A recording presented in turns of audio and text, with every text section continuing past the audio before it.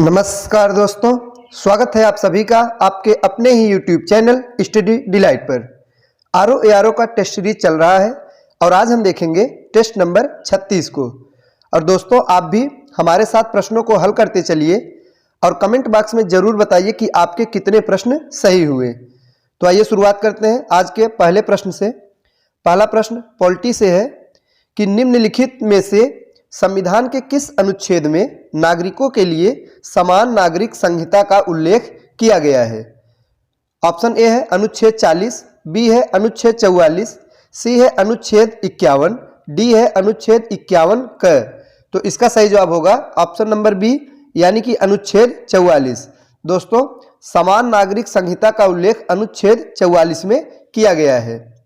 और option number A अनुच्छेद 40 है। आइए इसके बारे में जानते हैं।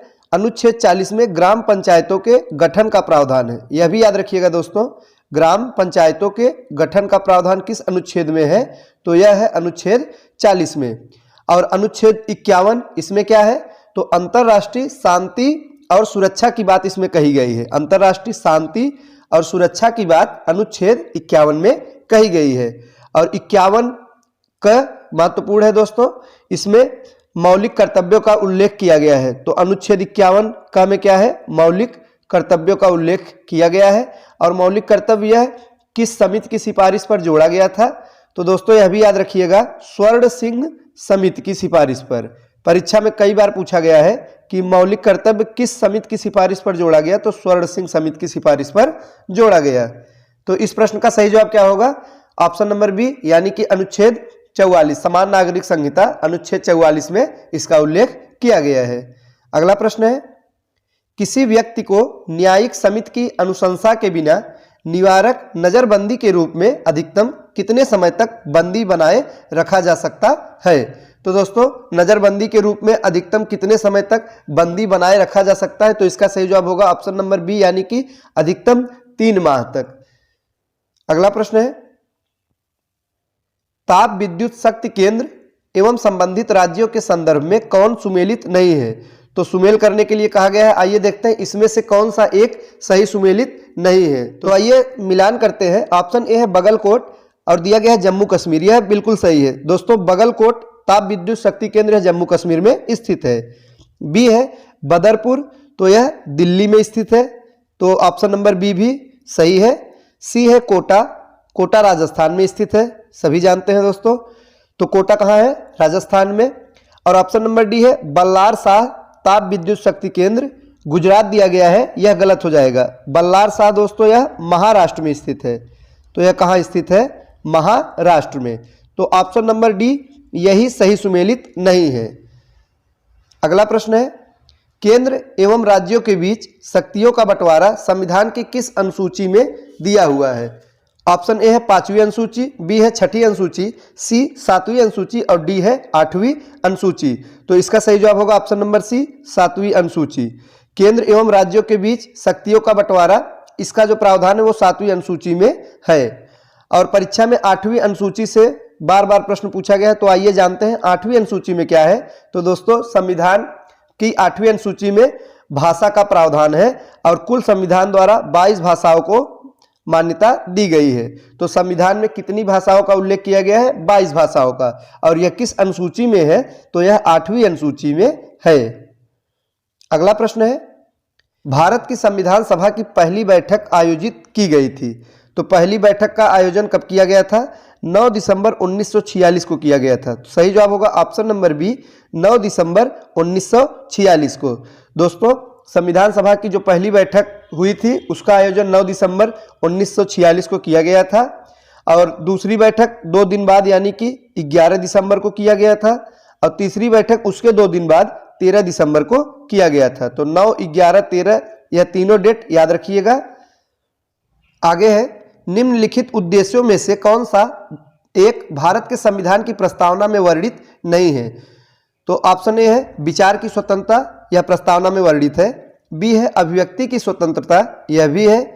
सी विश्वास की स्वतंत्रता, तो यह भी वर्णित है। और डी है आर्थिक स्वतंत्रता। दोस्तों यह संविधान की प्रस्तावना में इसका वर्णन नहीं है।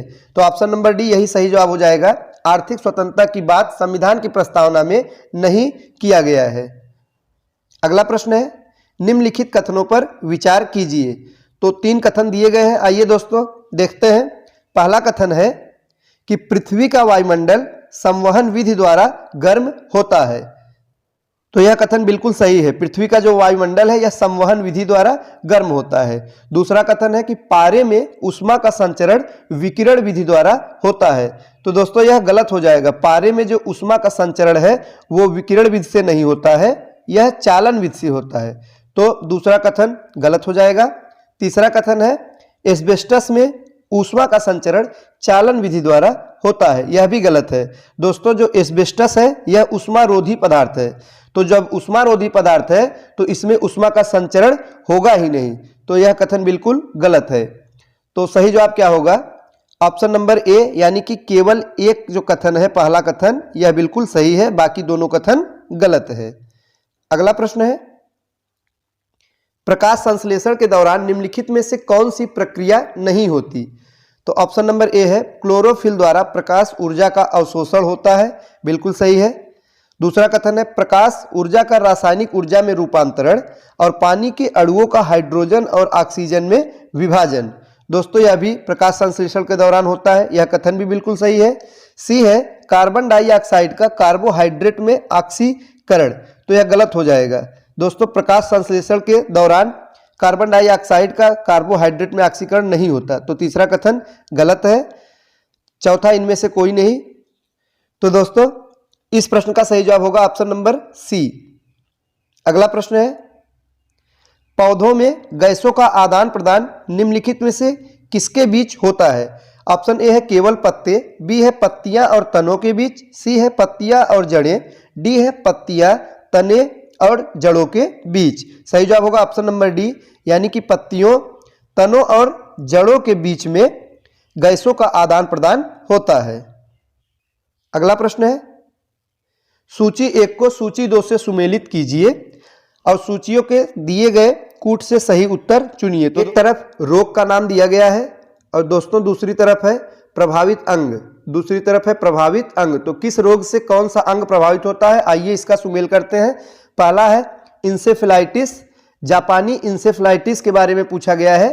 तो दोस्तों यह संक्रमित मच्छरों के काटने से होता है और इससे मस्तिष्क प्रभावित होता है। तो ए का 2 हो जाएगा, इंसेफेलाइटिस से मस्तिष्क प्रभावित होता है। दूसरा है फाइलेरिया, जिसको हाथी पांव भी कहा जाता है।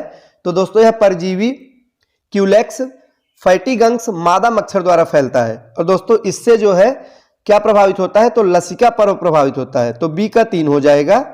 और तीसरा है ल्यूकीमिया, तो ल्यूकीमिया इससे अस्थि मज्जा प्रभावित होता है। तो सी का 4 है। डी है मलेरिया, मलेरिया से रक्त कोशिकाओं को क्षति पहुंचती है, तो इससे रक्त कोशिकाएं प्रभावित होती हैं। तो ये थे आज के महत्वपूर्ण प्रश्न। वीडियो अच्छा लगा हो तो लाइक करें। मिलते हैं अगले वीडियो में कुछ नए प्रश्नों के साथ, तब तक के लिए नमस्कार।